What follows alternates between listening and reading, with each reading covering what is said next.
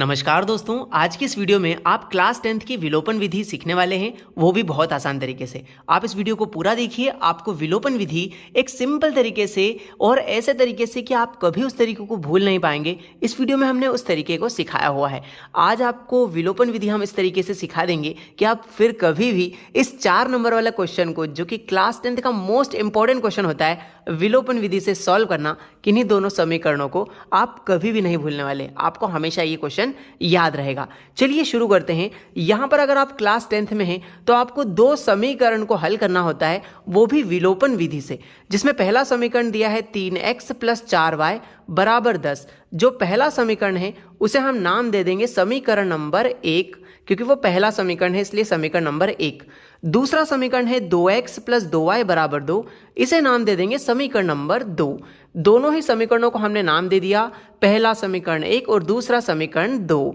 अब विलोपन विधि में आप क्या करते हो, इन दोनों ही समीकरणों को उठा लेते हो। तो हम क्या लिखेंगे, हम लिखेंगे समीकरण 1 और 2 से, समीकरण 1 व 2 से, दोनों ही समीकरणों को आप उठा रहे हो, इसीलिए आप समीकरण 1 और 2 से ऐसा लिख देंगे। तो इन दोनों समीकरणों को आप नीचे उतार दीजिए। ठीक है, पहला समीकरण है 3x + 4y = 10 और दूसरा समीकरण है 2x + 2y = 2।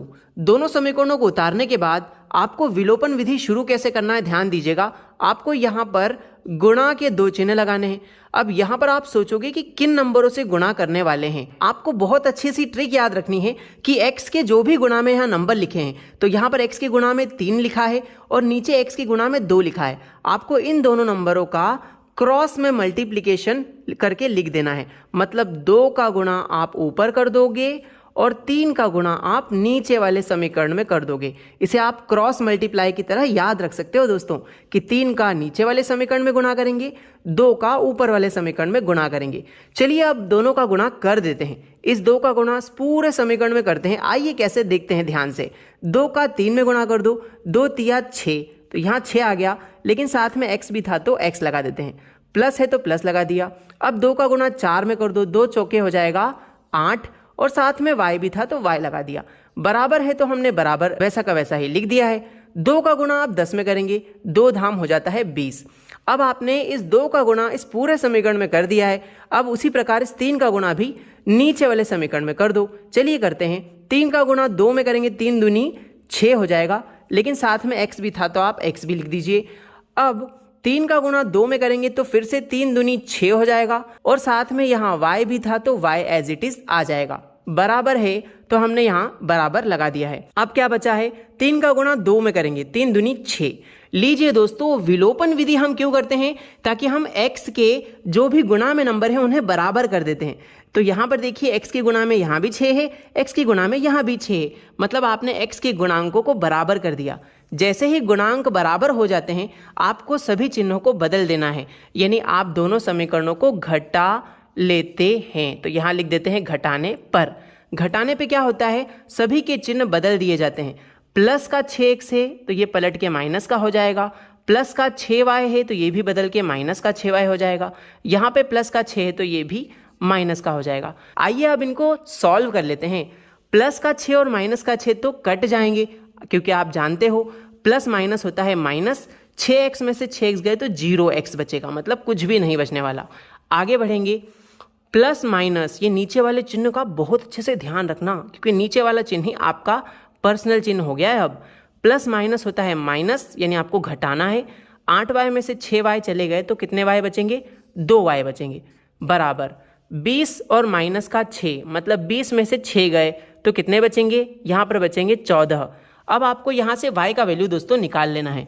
यहाँ पर y की गुणा में 2 लिखा है, बराबर के उधर वो भाग में चला जाएगा, तो क्या आ जाएगा, y = 14/2। जो गुणा में 2 था वो भाग में उतर आया। ठीक है, 2 एकम 2, 2 सती 14। बधाई हो, आपका y का वैल्यू निकल के आ गया दोस्तों। y का मान हमारा आया है 7। कितना आया है, y = 7। आपका एक वेरिएबल यानी एक चर का वैल्यू आ गया है आपके सामने।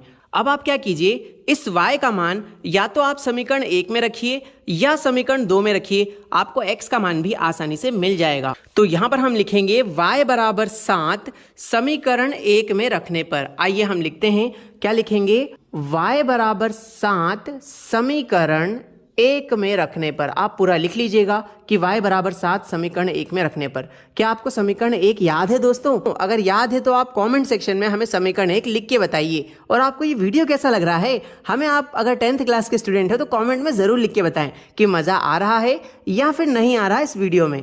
तो यहाँ पर y बराबर 7 समीकरण 1 में रखना है। पहले समीकरण 1 ढूंढो, कहाँ है, ये रहा, जो कि है 3x + 4y बराबर 10। तो यहाँ लिख लेते हैं 3x + 4y बराबर 10।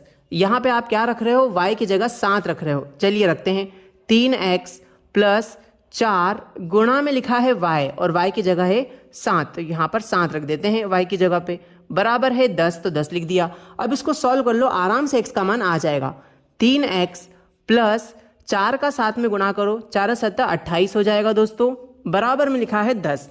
अब देखिए यहाँ लिखा है 3x, तो हम लिख देते हैं 3x, बराबर में चल रहा है 10।